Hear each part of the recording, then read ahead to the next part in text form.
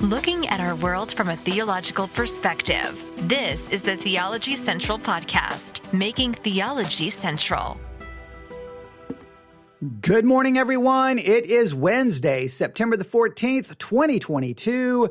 It is currently 10:22 a.m. Central Time, and I'm coming to you live from the Theology Central studio, located right here in Abilene, Texas.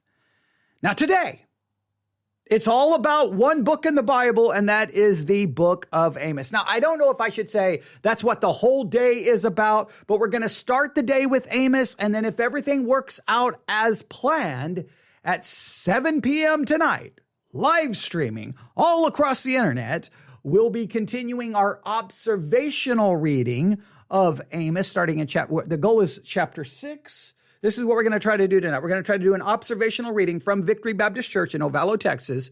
We'll be doing chapter 6, 7, 8, and 9. I don't know if we can make it through all of those chapters, but we're going to try to start as close to 7 as we can and just jump in and see if we can finish the observational reading. The goal, really, in reality, we must finish the observational reading tonight at Victory Baptist Church. We have to, because we've got to move on in our study. Now, if you're brand new, welcome.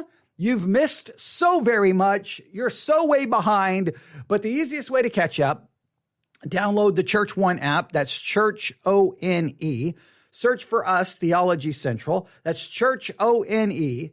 Church O-N-E, search for Theology Central, make us your chosen broadcaster, and then find the series Bible Study Exercise and go back and listen to everything we've done so far in the book of Amos. Now, what led us into the book of Amos is we spent a couple of episodes learning a Bible study method. We're calling it the most comprehensive book Bible study method in existence. I know that's a mouthful, but it's a comprehensive book Bible study method where we take 4 different Bible study methods and put them together. We got the book background, we got the book survey, we got the chapter analysis, and we've got the book synthesis. And we've definitely put these things together to try to create one comprehensive method. And then after I taught the method, I'm like, okay, what book do you guys want to study? And I only gave everyone like 15 minutes to answer. And then I was just like, it's the book of Amos. Your choice doesn't matter, okay? So we've been working on the book of Amos. We've done the book background, we've done the book survey, and we're really right now kind of in the chapter analysis. But at church, I've been doing the observational reading because I just think it's so important to see observational reading in practice and action, because so many people read and interpret when you're supposed to read and observe.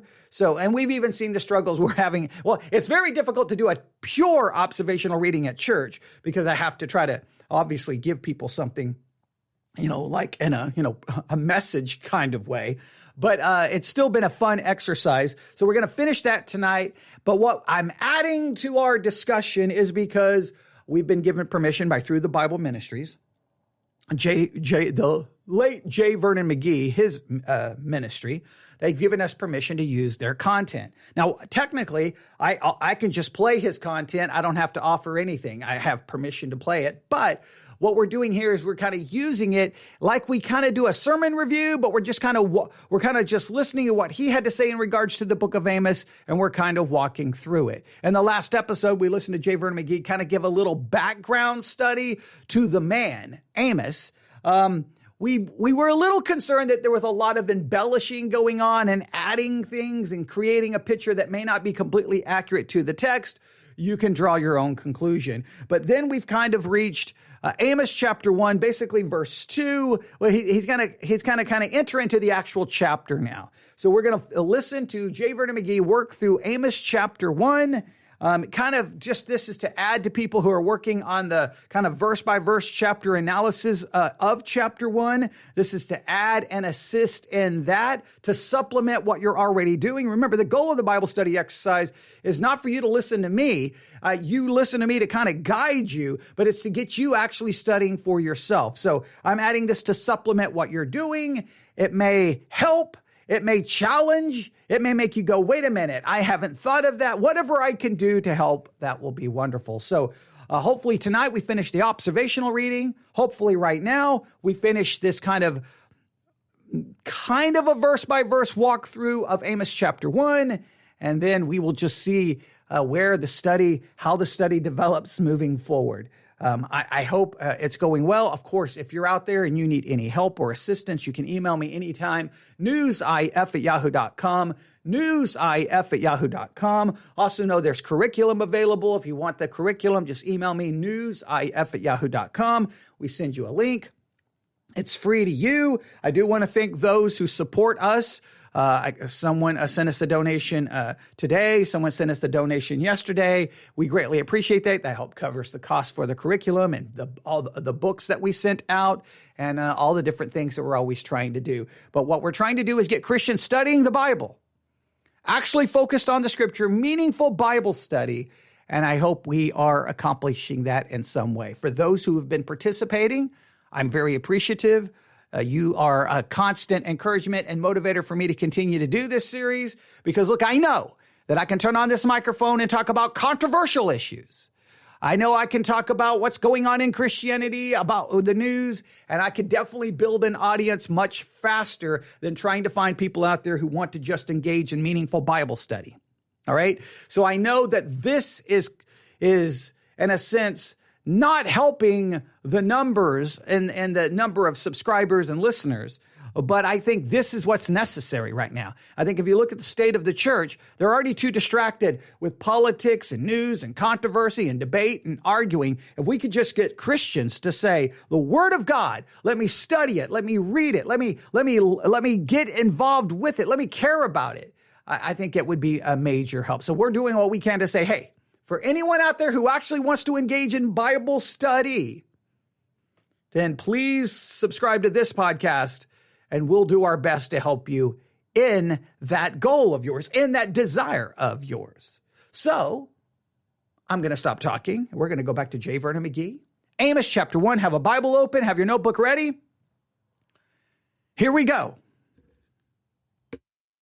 I'm presented here at the beginning now. I go back to chapter 1 and start here that we might see the message of the man. I think now we know a little something about this man. He's a fearless man, an outstanding man, and he is giving out a message.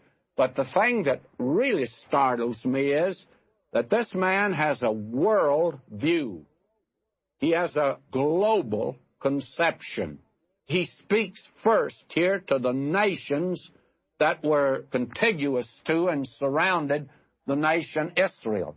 And he spoke to the great world powers of that day. Now, that wasn't something new. Later on, the other prophets did it also. You find that Isaiah, Jeremiah, Ezekiel, and certainly Daniel. But the method of those men was first to speak of God's judgment of the nation Israel. Then they would take up the different nations. Now, Amos reverses that method. He speaks of God's judgment of the nations round about. Now, Now, just remember that the other prophets start with Israel, then go to the other nations. Amos reverses the order, starts with the other nations, then moves to Israel. Is there any significance in that observation? See, that's just an observation of fact. That's what you see. Wait, he starts with the nations and goes to Israel. The other books start with Israel and go to the nations.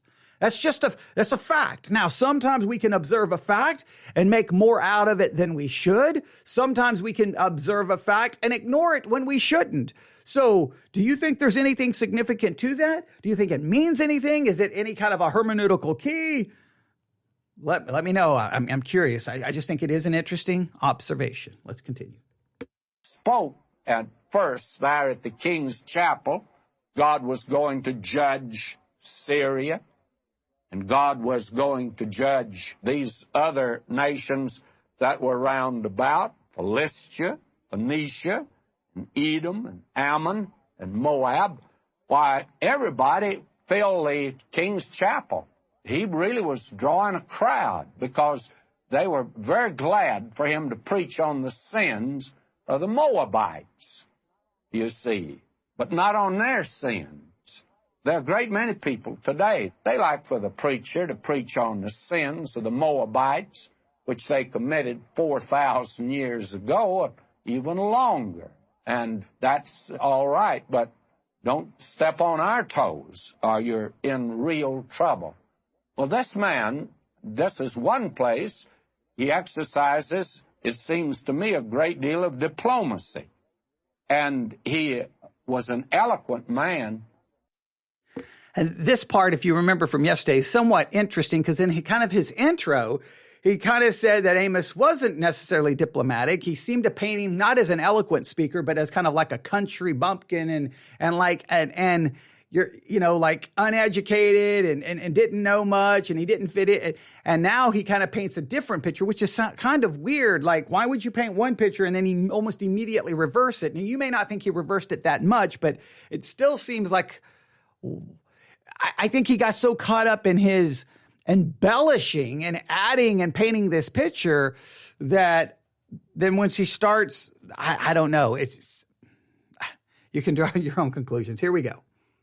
Although he was out yonder from the desert and he was a country preacher, he had the language of a Shakespeare, and some of his statements are eloquent statements, and he was, in my judgment, a great preacher. I disagree with Amaziah, who told him that he ought to get out of town. I disagree with Amaziah.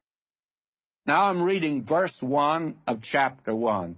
The words of Amos, who was among the herdsmen of Tekoa, which he saw concerning Israel in the days of Uzziah, king of Judah, and in the days of Jeroboam, the son of Joash, king of Israel, 2 years before the earthquake.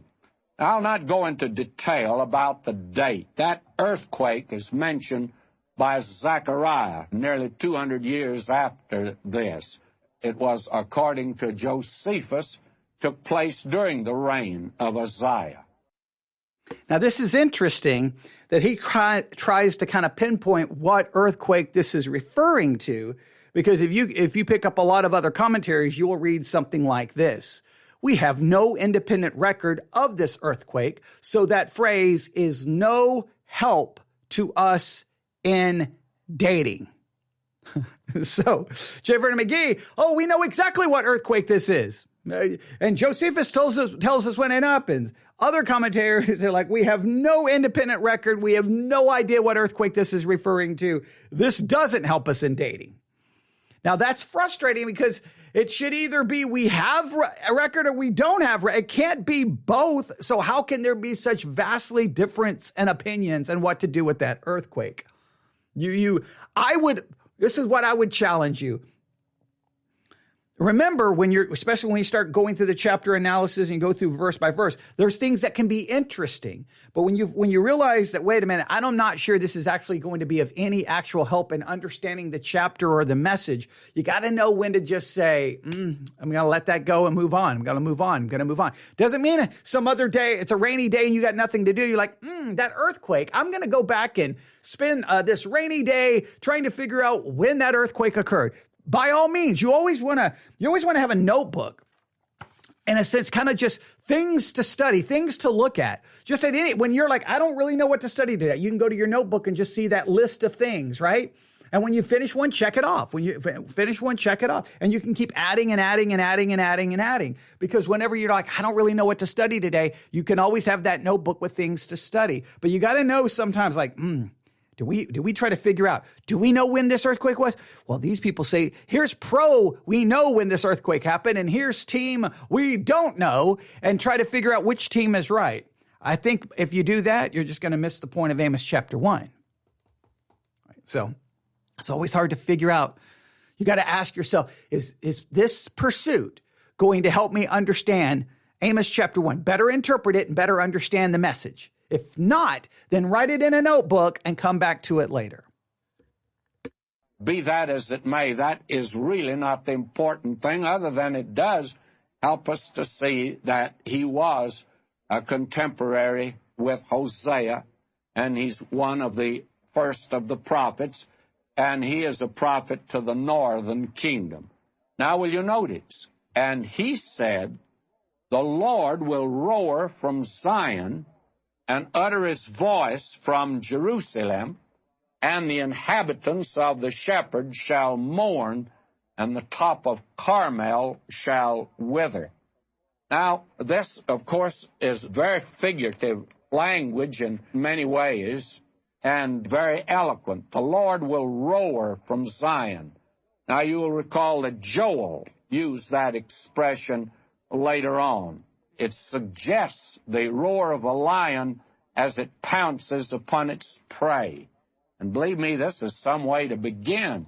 The Lord will roar from Zion like a lion, and it speaks of the coming judgment of God.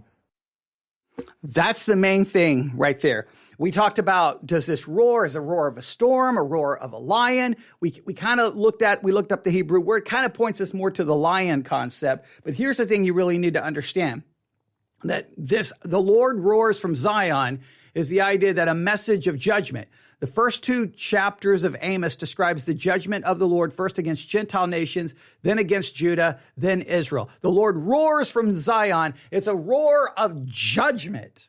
That's the main thing you have to know. It's a roar of judgment, but it is figurative language, which can create major problems, because when do we take it as figurative and when do we take it as extremely literal? That's going to be well, we'll see if that creates a problem later on in the book. Okay, so the Lord roars from Zion, a message of judgment. That's the main thing you need to take from that.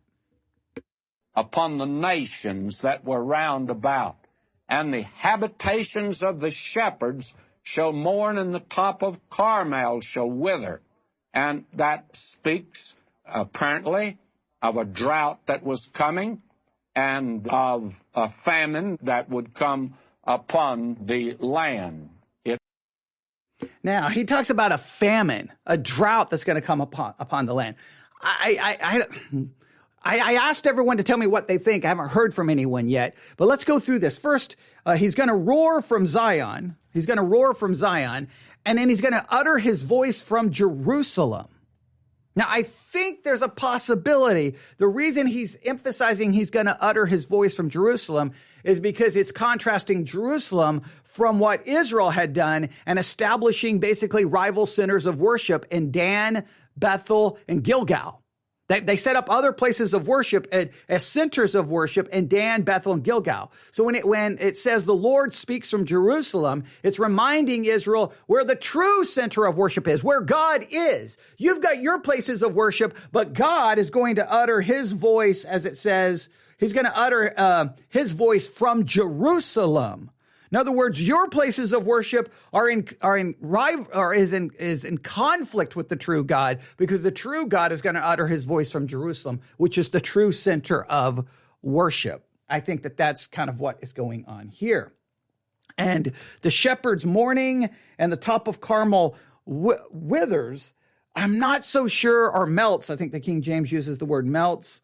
See here. No, withers. He uses the word withers. I'm not so sure that this is drought and famine. I'm open to the idea. Others would state it this way. Since Amos was a shepherd himself, he knew how the judgment of God could affect the land. Okay, well, I guess this part maybe. If God withheld rain, sent plagues, or allowed conquering armies to come upon the land, it made the pastures of the shepherds mourn. So I guess it could refer to plague, famine, the drought. I guess it could, but it also could simply refer to conquering armies coming upon the land. So maybe that part's open. But the next part, the top of Carmel withers, I don't know if I'm not so sure that has anything to do with drought and plague. I'm not so sure, because if you think Mount Carmel, I think you would agree it was prominent in the north of Israel. It's the site of Elijah's dramatic confrontation with the prophets of Baal, 1 Kings 18, 19 through 40. Since Elijah served before the time of Amos, it may be that Amos was reminding Israel of the victory of the Lord God over Israel. hey, Carmel's going to wither. Carmel, where, and it's almost like just as in the past, Mount Carmel was a place where idolatry was destroyed. Guess what? Idolatry is about to be destroyed again. Is it more about idolatry or is it more about famine and drought? Now, the point is you can get like 10 commentaries and you're going to get all kinds of different ideas.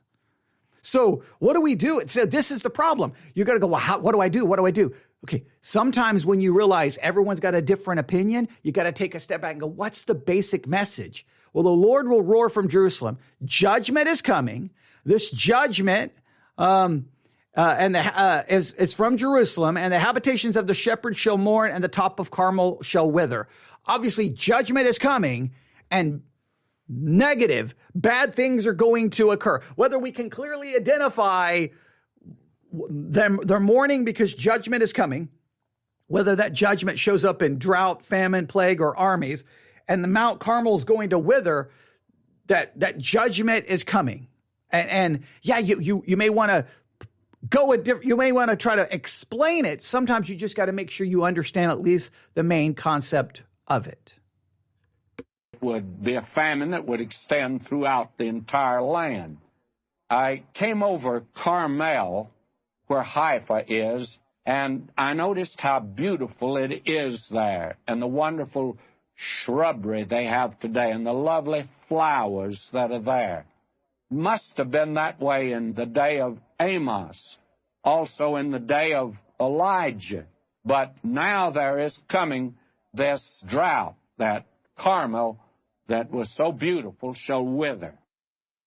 Now we have in verse 3 a section, and I think probably I ought to give you something of the outline. To understand the book of the Bible, you ought to outline it. That's what we send out for every book of the Bible, outlines and notes on it. Now we have here judgment on the surrounding nations, that is, the nations that surround Israel. And that begins here now with the very first verse here, and it goes down in chapter 2 through verse 3. And there are certain nations that are taken up. Now, the first nation that is considered is Syria, and Damascus was the capital of it. Now, will you notice, thus saith the Lord, for 3 transgressions of Damascus, and for 4, I will not turn away its punishment, because they have thrashed Gilead with threshing instruments of iron.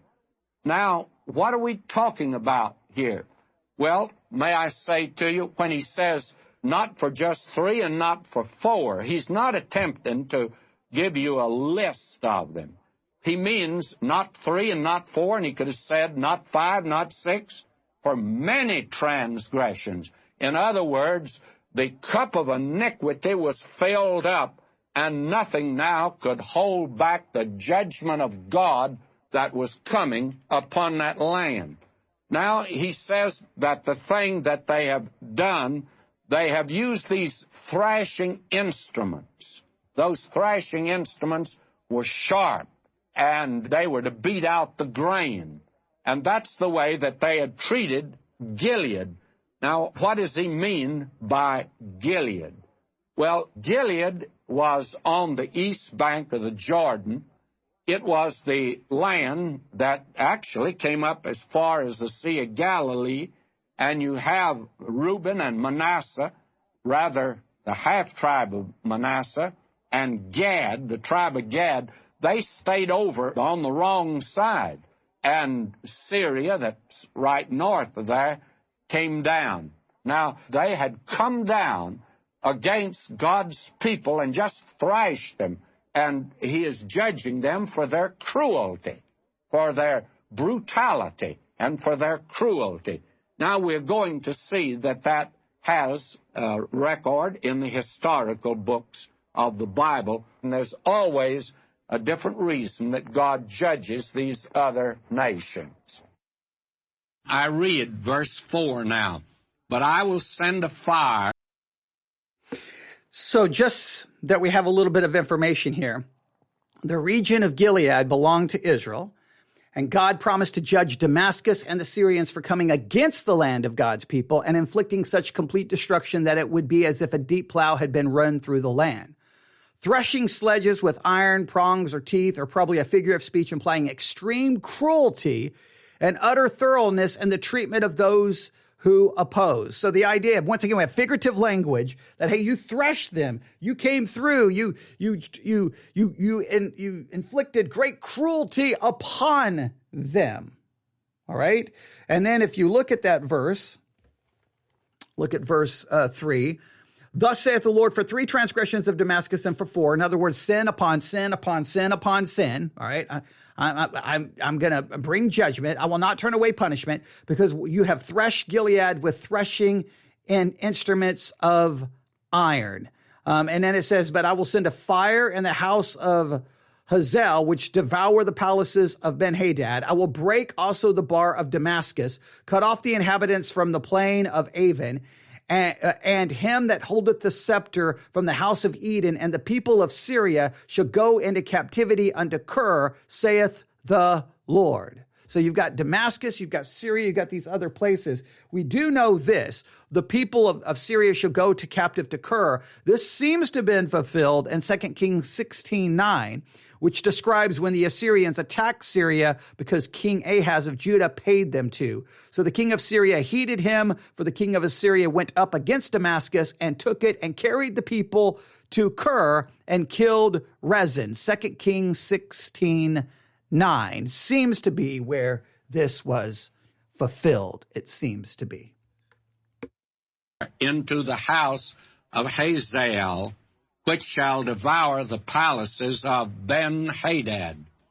I will break also the bar of Damascus, cut off the inhabitant from the plain of Avon, and him that holdeth the scepter from the house of Eden, and the people of Syria shall go into captivity unto Kir, saith the Lord. Now, what we have here is God's judgment upon the nation Syria in that day. Damascus was the capital of it. And this was actually all literally fulfilled. And I didn't really intend to do that today, but I think that I'll turn back to 2 Kings, the 10th chapter, verses 32 and 33. And I think we'll see there the judgment of God upon this nation. I'm reading now 2 Kings, 10th chapter, verse 32 and 33. In those days the Lord began to cut Israel short, and Hazael smote them in all the coasts of Israel, from Jordan eastward, all the land of Gilead, the Gadites, and the Reubenites, and the Manassites, from Arior, which is by the river Arnon, from Gilead and Bashan. Now, the land of Gilead was the place where the tribe of Gad and Reuben and the half-tribe of Manasseh were located on the east side of the Jordan River. And Syria came down against them first and actually destroyed them. But now a fire is coming upon Hazael, the king, and the palaces of Ben-Hadad. Now, if you've ever been to Damascus, you actually don't see there today the original city or the original location. They claim it's the oldest city in the world. Actually, it is shifted around in that section in many different places.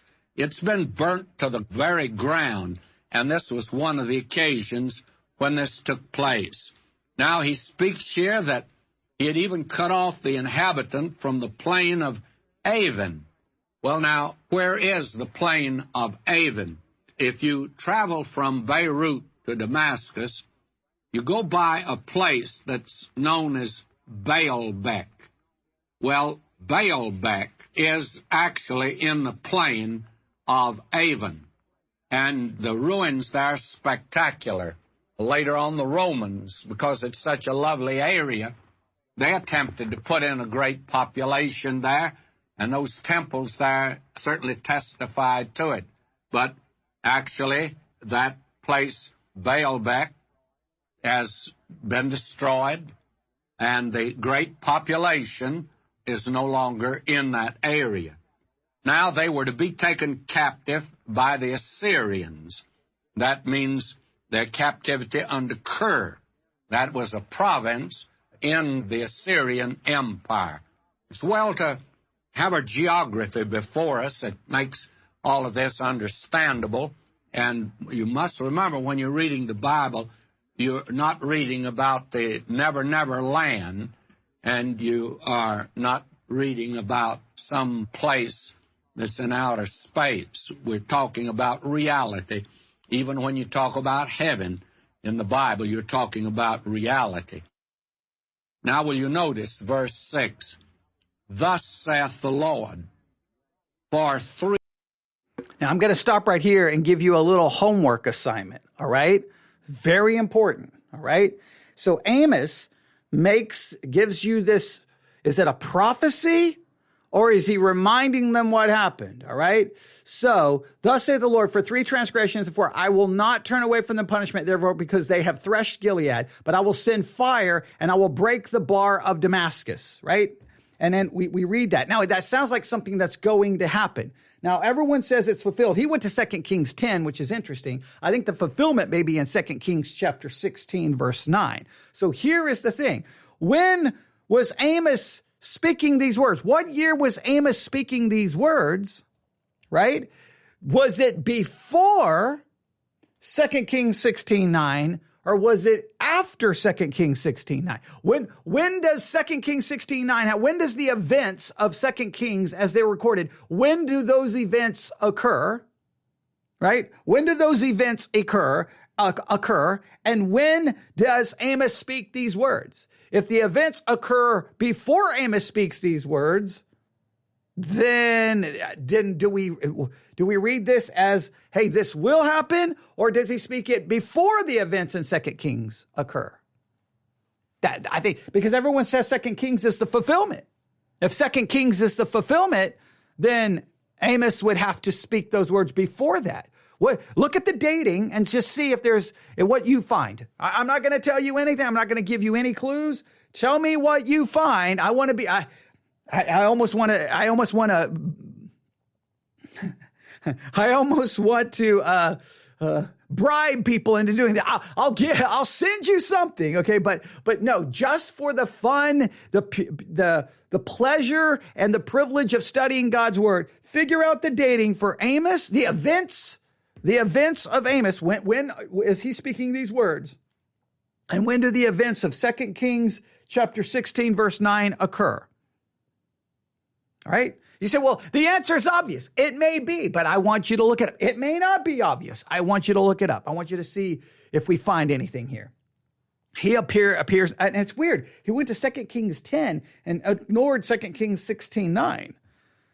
So it looks like you would have to go to 2 Kings 16:9. Feels like you absolutely have to. You can. We'll see. Let's continue. 3 transgressions of Gaza, and for 4. As we said before, that is an idiomatic expression that means that there could be listed here quite a few of them. In other words, again, may I say it, the cup of iniquity must be filled up. Now, Gaza was in Philistia, or the Philistine. Okay, someone says, okay, I was confused by that because it all seems future. I know. So either someone just said that in chat. Sometimes I don't tell people who's listening who I'm talking to. No, there's no one in the room. I'm talking to someone in the chat. Yes, I agree. So what's the dating of the events of 2 Kings compared to the dating of the book of Amos? And not the books, the events in the book. Remember, you can have the dating of the book that comes maybe like the dating of the dating for the writing of Genesis is far different than the timing of the event. So make sure you look up not just when the book was written, but when did the events occur, right? So when did the events of 2 Kings occur compared to when Amos said these words? Is it a prophecy, or is it, hey, this is what happened?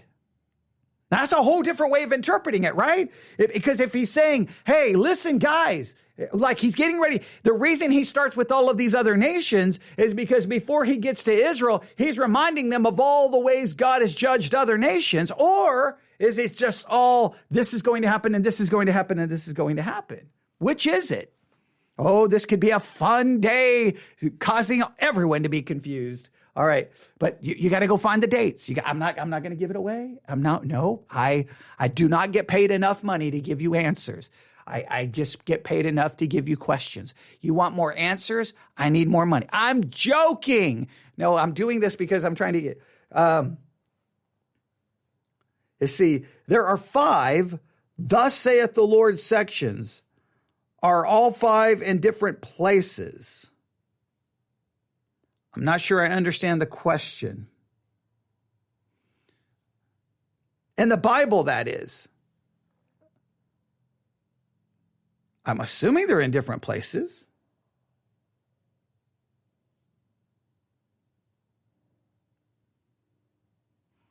I'm assuming. I don't know if I'm being asked to. I don't know exact. I don't know. We'll find out exactly what is being asked here so that I can hopefully give an answer. So I asked the question and I'm getting a question. I'm asked, hey, figure out the dating, and now I'm being asked something, and I think I know where this is going, but I'm not so sure. So we will find out. Let's go ahead and finish it.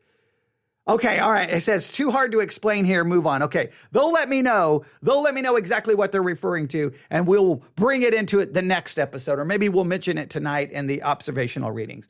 All right, but we'll move on. Right now, I want you to focus on the dates. That's, I think maybe we just, something interesting here. Maybe. All right, we'll see. Empire. And he says, I will turn away its punishments because they carried away captive the whole captivity to deliver them up to Edom, and I will send a fire on the wall of Gaza, which shall devour its palaces, and I will cut off the inhabitant from Ashdod, and him that holdeth the scepter from Ashkelon. And I will turn mine hand against Ekron, and the remnant of the Philistines shall perish, saith the Lord God.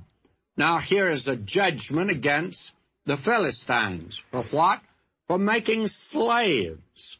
They took a certain number of Israelites, and This is interesting because there's disagreement on this as well. He says the judgment here is because of slavery. Other commentaries say the condemnation here is not against slavery in and of itself, just as the previous oracle was not against war in and of itself. The crime is not that soldiers were enslaved after being taken in battle, which was standard practice, but that the Philistines used their temporary supremacy to enslave whole populations, soldiers and civilians, men and women, adults and children, young and old, for commercial profit. Gaza did not even need the slaves. She merely sold them to Edom for more money. Okay. Don't know if that has a lot to do here. What we need to know is, does this judgment on, let's see here, on Gaza, does this, and then Ashdod and Ashkelon and Ekron, does all of this, I think maybe the thus saith the Lord, are you, because now I'm saying, thus saith the Lord, I'm saying maybe the question is, does all of these occur in Amos? All right, that would be interesting. Okay, all right, but now I'm getting distracted. So now the question is, we've got some possible dating issues with the first so-called prophecy. Now the second one, do we know when this was fulfilled? Do we know when the second judgment was fulfilled? Do we have anything? Let's see if he tells us when and where this was. Do we have a record of this being fulfilled? They sold them into slavery to Edom and actually to Phoenicia. That's where they ultimately ended up. The Phoenicians were great traders, and they in turn would sell them as prisoners of war into slavery. And they would send them all over, actually, the Mediterranean world. And because of that, why, God says He intends to judge this place. It's quite interesting that what we know today as the Gaza Strip is still an unknown quantity. It's an Arab area that's now under the control of Israel, but they're having a real problem with it, of course. But Ashdod and Ashkelon are still in Israel. And today you will find that in Ashdod there is a great refinery that has been put there, and a new harbor has been made there. That will become probably a more important shipping place than even Haifa has become. It is, I think, probably better located. And Ashkelon is right south of it. There you still can see the remains of the temple of Dagon, where Samson was. All of these are quite real places. And again, the judgment of God came upon these places, just as God said that it would. He says, I'll send a fire on the wall of Gaza, which shall devour its palaces. And if we turn back to 2 Kings again, this time to the 18th chapter at verse 8, now this is the historical record of Hezekiah. He smote the Philistines, even unto Gaza, and the borders thereof, from the tower of the watchman to the fenced city. And it goes on to say how he destroyed that particular area. All of this was, you see, literally fulfilled. Here you have really an example. All right, so he points to 2 Kings 18 as fulfillment. So the same assignment is still in effect, right? The same assignment still applies. I need you to figure out, when do the events of 2 Kings occur, and when did Amos give his prophecy? All right. Now, when the book was written, when did he speak the words, right? Okay. So when did he speak the words in contrast to when the events of 2 Kings occurred? Does Amos speak the words prior to the events of 2 Kings or after? If after, these are not prophecies, these are reminders.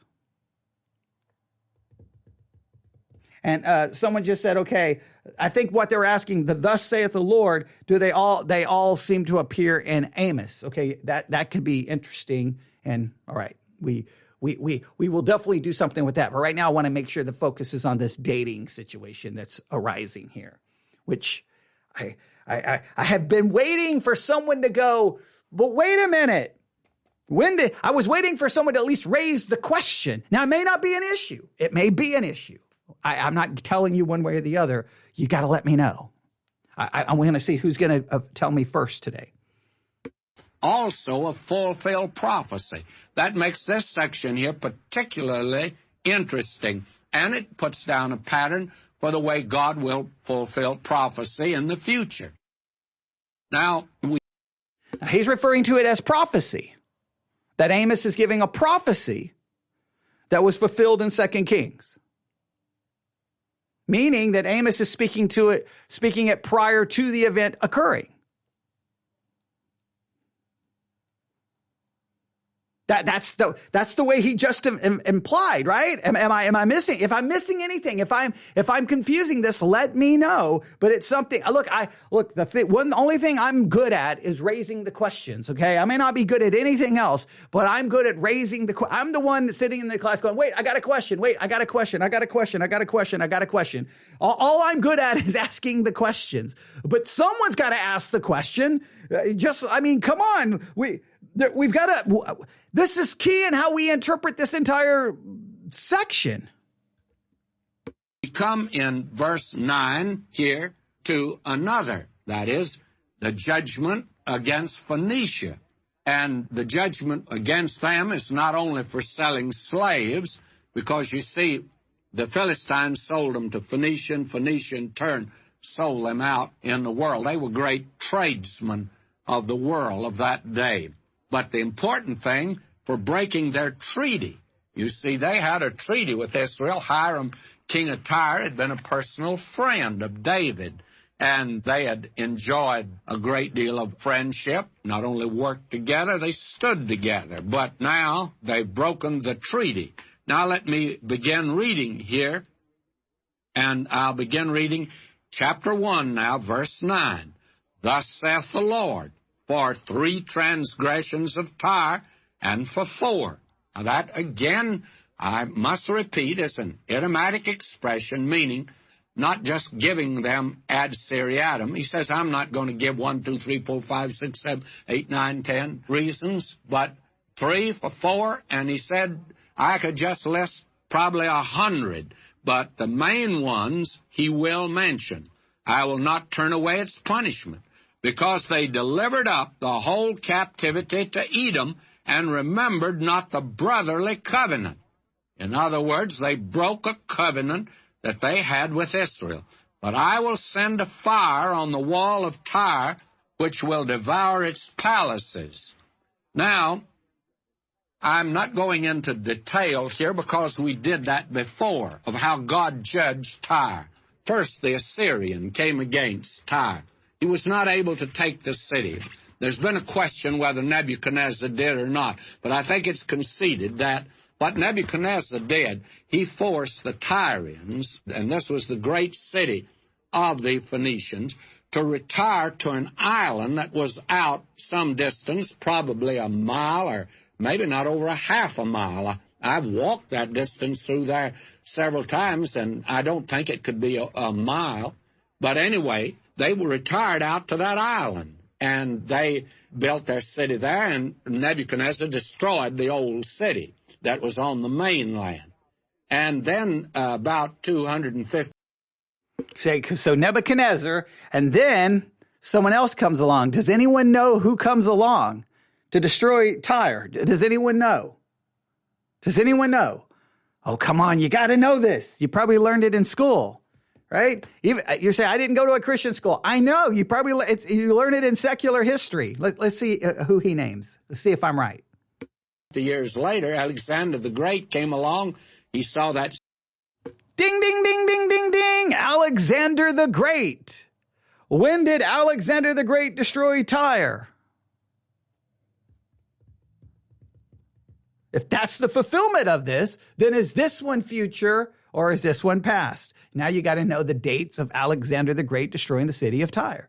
If you read the description of that destruction of it in the Bible and then look at what Alexander the Great did, it is so eerie how like literally literal and perfect it is. But let's see what he has to say here.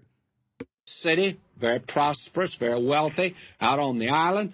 So he built a causeway, and he fulfilled Ezekiel's prophecy because God says they'll absolutely scrape the ground of old Tyre, and they'll throw it in the ocean. Well, he took all of that, and he made a causeway out to the island, and he took it and destroyed it. That brought Tyre to an end. This was literally fulfilled concerning Tyre, and I think it's quite interesting that it only mentions Tyre here. He goes on to say, here in connection with Tyre and Edom, will you listen, verse 9. Thus saith the Lord, for 3 transgressions of Tyre, for 4, I will not turn away its punishments. I can tell you this. I'll help you with the destruction of Tyre. The siege of Tyre was orchestrated by Alexander the Great in 322 BC during his campaigns against the Persians.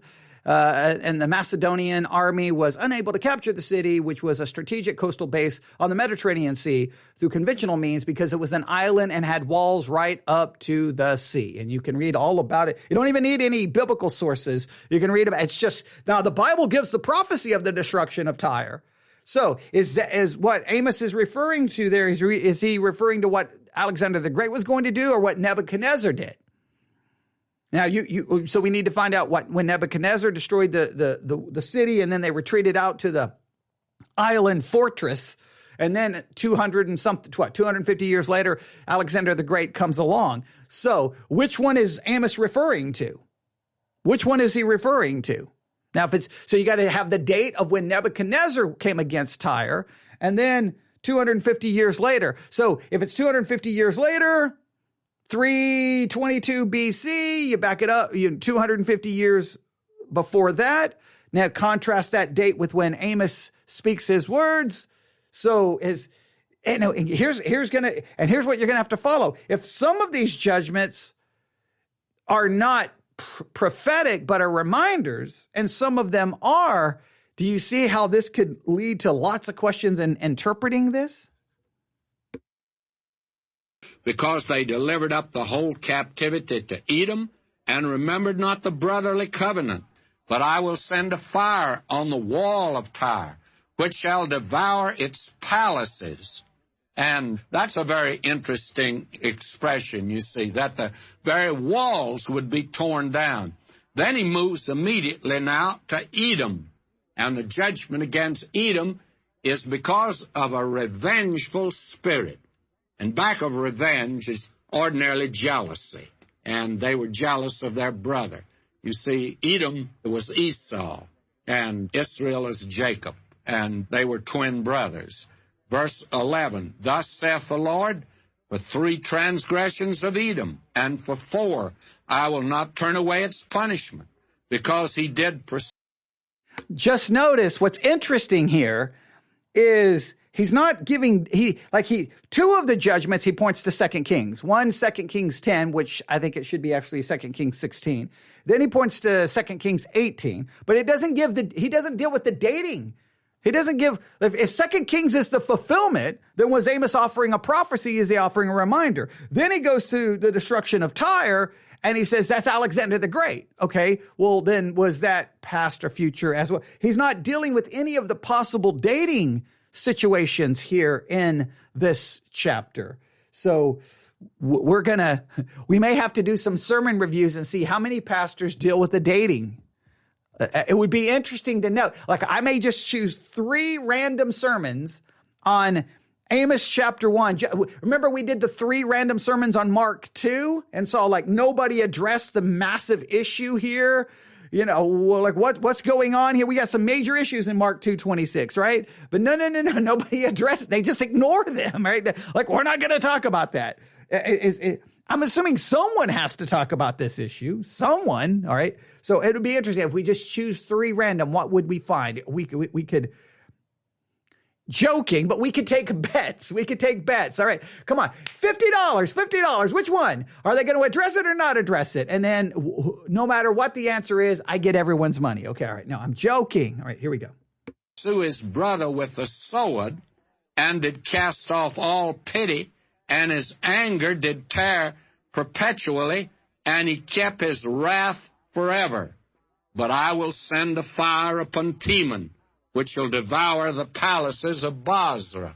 Now, the thing is that Teman, in the rock-hewn city of Petra there, everything has been destroyed that would burn, but actually the city was hewn out of the rock. But the palaces of Bozrah, they've been devoured. They have disappeared. In other words, this prophecy against Edom has been literally fulfilled, and it was because of their revenge. Literally fulfilled when? When was it fulfilled? After Amos speaks these words or before Amos speaks these words? Inquiring minds would like to know. Vengeful spirit, jealous of their brother, that is, of Israel. Now we come again to another nation, Ammon, the Ammonites. And if you'll notice that we're actually moving around almost in a circle. We began with Syria, came over to Phoenicia, went down to the Philistines, and we now move over to Edom on the south, and then the Ammonites were in that area also. And now here's the judgment against the Ammonites. And what is God's judgment against them? Well, theirs was a violent crime. We are going to see that. Let me read. Thus saith the Lord, for 3 transgressions of the children of Ammon, and for 4, I will not turn away their punishment, because they have ripped up the women with child in Gilead, Now, the Ammonites were over on the east bank, and they in turn joined with the Syrians in fighting against the 2.5 tribes over there that were in the land of Gilead. And they did that they might enlarge their border. But I will kindle a fire in the wall of Rabbah, and it shall devour its palaces with shouting in the day of battle, with a tempest in the day of the whirlwind, and their king shall go into captivity, he and his princes together, saith the Lord. Now, this is God's judgment against the Ammonites. And I think probably we ought to turn back and see how this was literally fulfilled. I go back now to 2 Kings again, but to the 8th chapter of 2 Kings, verses 12. Okay, so the assignment is going to remain the same today, class. It's the same assignment. I need you to find, when do the events of 2 Kings occur? If this is the fulfillment, right, then did the fulfillment happen before Amos, or did it happen after Amos speaks these words? Because many times it says Amos is giving a prophecy. Well, when does Amos prophesy, and when do the events of 2 Kings occur? Because so far, 3 of these judgments, the fulfillment is supposedly found in 2 Kings. It keeps being put forth as a prophecy, but which comes first? Do the events of 2 Kings come after Amos speaks this prophecy or before? You've got to figure out the dates. I want to know who will find the answer first, okay? Which student is going to be the one who's going to win nothing, okay? I almost want to bribe, but I feel like if I give away something just to get an answer, no, that the answer is your prize, because you're figuring out how maybe best to interpret a chapter in the Bible that I think in a lot of preaching and devotional material is not handled correctly. But you can tell me what you find, all right? So when do the events of 2 Kings occur? The events occur. And when did Amos speak his prophecy or his words in Amos chapter 1? Prophecy or reminder, that's what we're going to have to determine. All right, let's finish this. 12 and 13. Now let me read these. And Hazael said, Why weepeth my Lord? And he answered, Because I know the evil that thou wilt do unto the children of Israel. Their strongholds wilt thou set on fire, and their young men wilt thou slay with the sword, and will dash their children, rip up their women with child. And Hazael said, But what, is thy servant a dog, that he should do this great thing? And Elisha answered, The Lord hath showed me that thou shalt be king over Syria. In other words, the prophet said to him, You say that only a dog would do that thing. Well, you're going to do it. And whether this man was a dog or not, he did the very thing he said only a dog would do. And as we read here, that he would do to the children of Israel, and dash their children, rip up their women with child. That was an awful, horrible thing, and that was the crime of the Ammonites, by the way. All right, that concludes chapter 1. Now, he left us with plenty of questions, and I understand he was trying to make it through the entire Bible in 5 years. I understand how J. Vernon McGee, did this. The thing is, it just brought a major issue to the forefront, which is that's why we do these kinds of things. So your assignment today is just figure out the dating. All right, Amos. When does he speak his words? When does he speak the I'm just going to call them the words. When does he speak these words of judgment against the nations? And now you've got Alexander. Now, is it when the destruction on Tyre? Is it Nebuchadnezzar who went after the city of Tyre that was on land? Or was it Alexander the Great who went after the sea fortress of Tyre? Okay. Now, either date before the words of Amos or after the words of Amos. And then the other judgments seem to all be fulfilled in 2 Kings. Now, the events of 2 Kings before Amos are after the words of Amos. So your focus today is figuring out what year Nebuchadnezzar went after Tyre, what year, and I've already given you the year for Alexander the Great, and then what year did the events, what are the years that are covered in the events of 2 Kings, and what years did Amos speak his words? There you go. I don't know if it's going to... Okay. We'll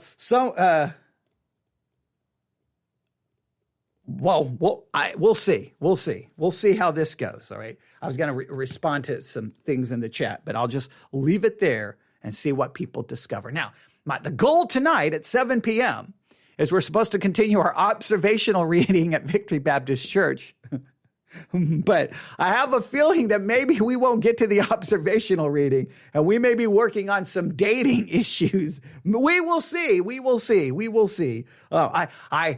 be interesting how many emails I receive before 7 p.m. Central Time. So if you've got anything to say about this, email me before 7 p.m. Central Time. And make sure your email is, I won't give your name, but there's a good chance your email may show up tonight at the pulpit of Victory Baptist Church as we continue our work on the book of Amos. I find this very interesting. I don't know if anyone else is going to find it interesting, but that's the way the Bible study exercise works, right? I do a little bit of the work and I place it before your capable hands. It's to get you off the couch, actually studying. That's the goal of the Bible study exercise. This entire series, almost 400 messages now in the Bible study exercises, trying to get people to actually study the Bible with assignments, homework, curriculum, and some teaching, and just a combination of things. So you've got your assignments class today. Your assignments have been given to you, all of you in the class today. So get busy, get to work. And I'd like to hear from you before 7 p.m. tonight, because I'm just curious. I'm curious where I don't think there can be any dispute here. I think the dates are pretty fixed. So I don't think anyone can argue here. I don't think so. I don't think it will be interesting to see what the responses are. All right. And please relay to me how you've heard Amos chapter 1 preached in the past. I mean, if you've gone to church, you've heard Amos chapter 1 preached, right? How was it preached? How have you heard it quoted maybe in devotional books? I'm just curious what your perception was, and now what actually studying of it may do to that perception. All right, email me, newsif@yahoo.com, newsif@yahoo.com, newsif@yahoo.com. We'll definitely be back somewhere in the afternoon with another live broadcast, and then 7 p.m. tonight, live streaming, obviously, as we work on Amos. And who knows, sometimes you get a late night live broadcast. Look, just download the Church One app and search for Theology Central and make us your chosen broadcaster. Have all the notifications on, because, look, you're like, when do you go live? Well, pretty much whenever I want to, which seems to be all the time, right? I mean, we're working like around 1,000 episodes per year. So, I mean, that's a lot of work. So hopefully we produce something that's beneficial. All right. Thanks for listening, everyone. And can't wait. I'm gonna check my email right now. I better already have like 100 emails. I better already have 100. If I don't have 100, I'm going to be disappointed. Start emailing now. newsif@yahoo.com. Thanks for listening. God bless.